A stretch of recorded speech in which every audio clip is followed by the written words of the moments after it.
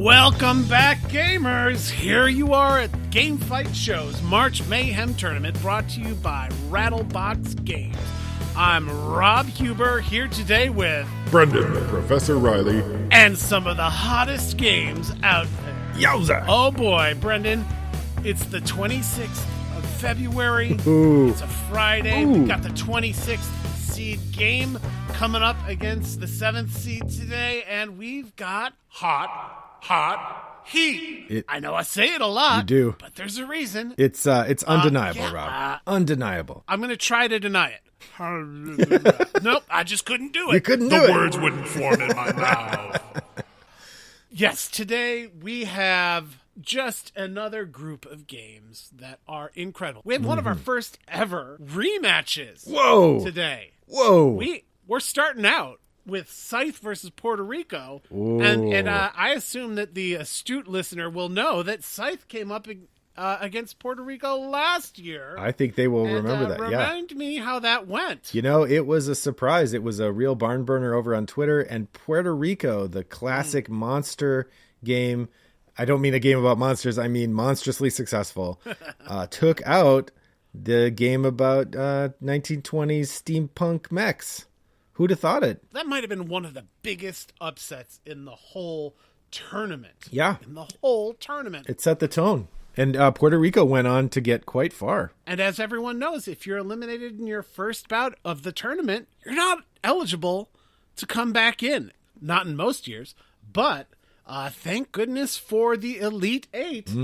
Scythe, with its many awards, was able to get in on the Elite Eight bracket, as opposed to, the normal path you'd expect it to follow, which would be coming in through its own merits, as you'd expect there in the hot half. It's just shocks abound. It is. And, I think if there was any game that was going to do it, it's going to be Scythe, a game where there's lots of different paths to victory. I mean, everybody's got to get those stars, but, some people go aggressive, some people go peaceful, some people go, aiming for those early grabs at land.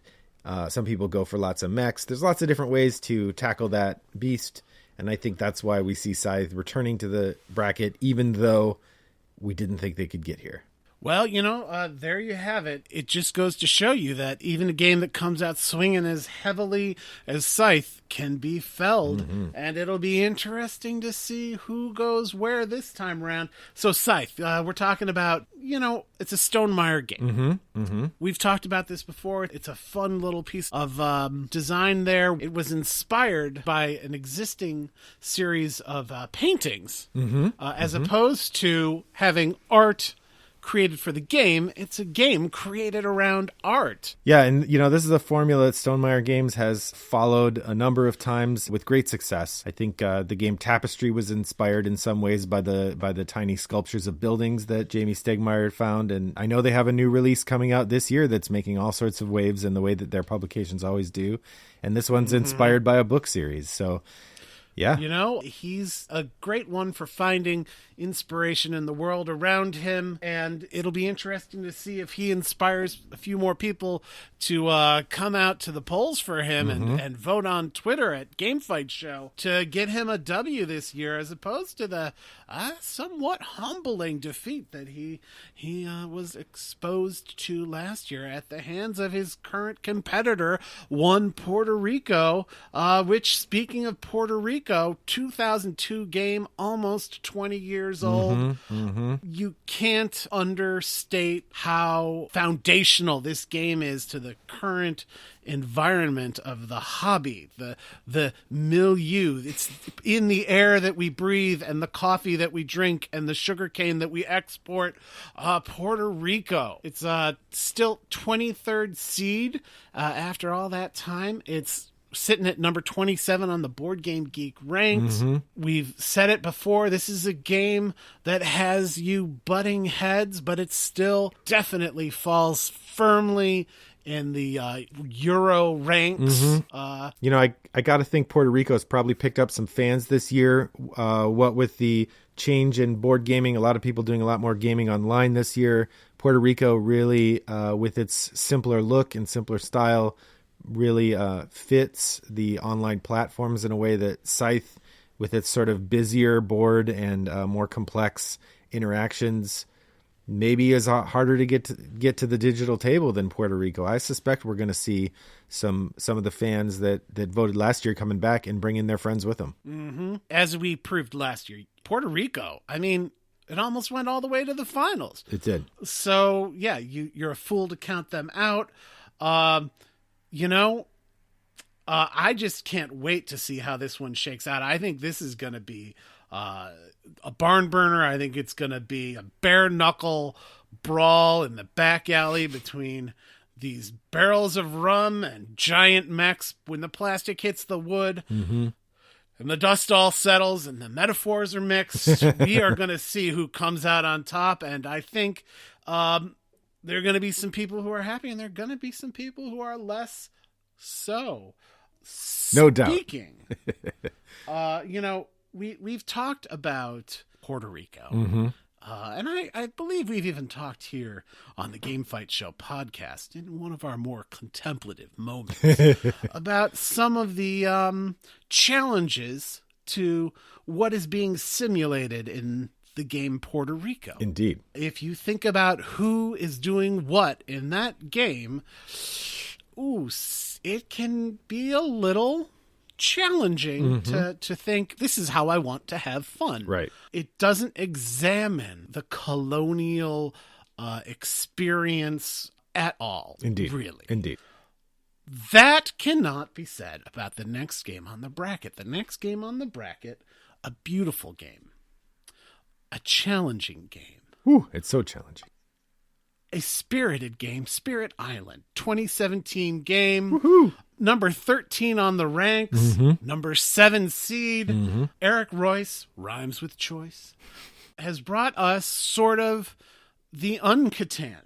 Indeed. Sort of the anti-Puerto Rico from a thematic perspective. Do you want to talk a little about this game that I happen to know is another one that has a place in your heart? Oh, yeah. Yeah, Puerto Rico really should quiver if it makes it past this first round, because if it comes up against Spirit Island, boy, it's going to be a barn burner. Spirit Island has, it's a co-op, so you're working with your friends, and you are defending an island against colonizers who come in and they take over things and they spread blight. It's not a subtle game in its argumentation. But as you said, it's beautiful. The art in the game is really elaborate and detailed. Eric Royce has done a fantastic job building a wide variety of these spirits of the island that you can embody to chase the colonizers away. Each one functions a little differently. Each one leans on the other players a little bit differently. I think if you're going to make a list of games that have different, unique player functions or player groups, if you build in the expansions to Spirit Island, of which I think there are 3 now. Sounds right. It's getting into Cosmic Encounter territory. There are so many different variations of different skill levels. This is a game that just endlessly keeps on giving. It's really hard in the tradition of older co-op games like Ghost Stories or Yggdrasil, games where you could play it half a dozen times before you win once. Spirit Island can be really brutal that way, but boy, it's really good and it has a very strong following. You want to talk about a hard game? I have a game for you. Okay. It's a 10-year-old game, came out 2011. Czech Games Edition. Uh-oh.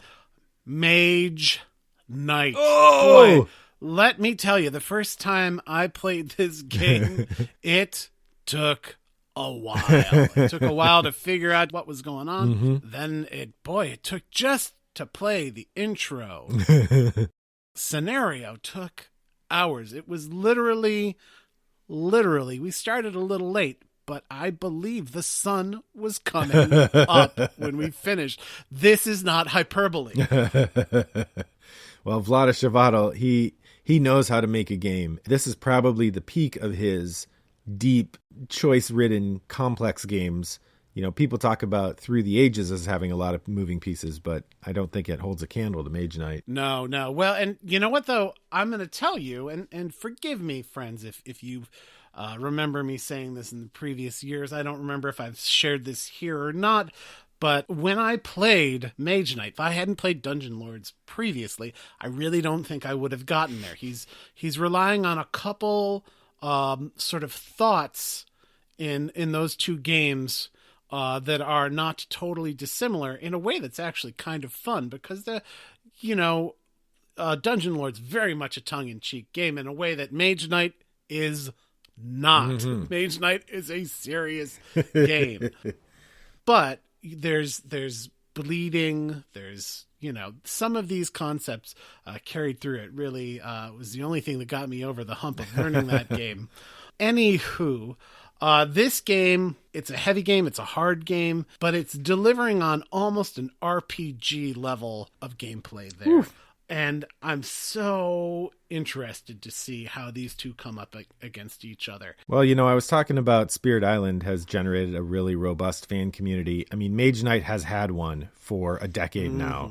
I was listening to another big podcast recently where they were doing a top 10 list, and Mage Knight could reasonably have been added on the top 10 list, but they weren't putting it there. And one of the podcast hosts said something to the effect of, now I have to prepare my inbox for the deluge of Mage Knight fans who are going to come and complain that I did not include it. So this is definitely a game with a big fan base. People who just like hats with wings, I think, is a big part of it. There you go. Yes. Mage Knight, sort of like some of the other games here on the tournament bracket, like Viticulture, which we're going to be talking about on Monday. It has an Ultimate Edition that includes a couple expansions, but I'm curious to see, does Czech Games have anything up their sleeve for this 10th anniversary coming out around Mage Knight? That'll be interesting to see. This is one of those showdowns that I don't know. I don't know how the good people are going to make this call, but I'm excited to see it when they do. Well, I am as well. How are they going to tell us their opinions about these games, Rob? Well, they're not going to tell us their opinions. They're going to show us their opinions. They're going to go to Twitter. They're going to go to @GameFightShow. GameFightShow. And they're going to do 3 simple things. Vote, vote, vote. And after they do so, we'll get the results. And when we do, we will turn to Eleanor, just as we are about to get the results and share them with us. Eleanor, what happened yesterday between Wingspan and Cthulhu Death May Die and Just One versus Through the Ages, a new story of civilization? All right, everyone, you know what time it is. It's Eleanor here with your results. It turns out that while Cthulhu has taught us that death may die, experience has shown us that Wingspan will not lose, as it won its hard-fought bout against Cthulhu Death May Die. Meanwhile, Through the Ages is telling a new story of disappointment, as the Grand Euro lost to the popular party game Just One. Back to you guys. Boy, oh boy. Ooh. Every time it's a surprise, and this was not the exception. Thank you so much, Eleanor, for sharing that with us. Thank you so much, everyone who voted and helped us decide that tough pair of matches. Oof. Ooh. But it doesn't stop. You're going to go over to Game Fight Show right now. Yeah. Right now. Get over and there. You're going to vote on Twitter, and then you're going to tune back in with us on Monday after all the votes have been tabulated. You're going to see who came out on top. And you're going to see 2 more excellent bouts as we begin to wind down the first round of the Game Fight Show March Mayhem Tournament. This has been Rob Huber here with Brendan the Professor Riley. Brendan the Professor Riley. We're saying have a great weekend, and we'll see you on Monday. Go vote.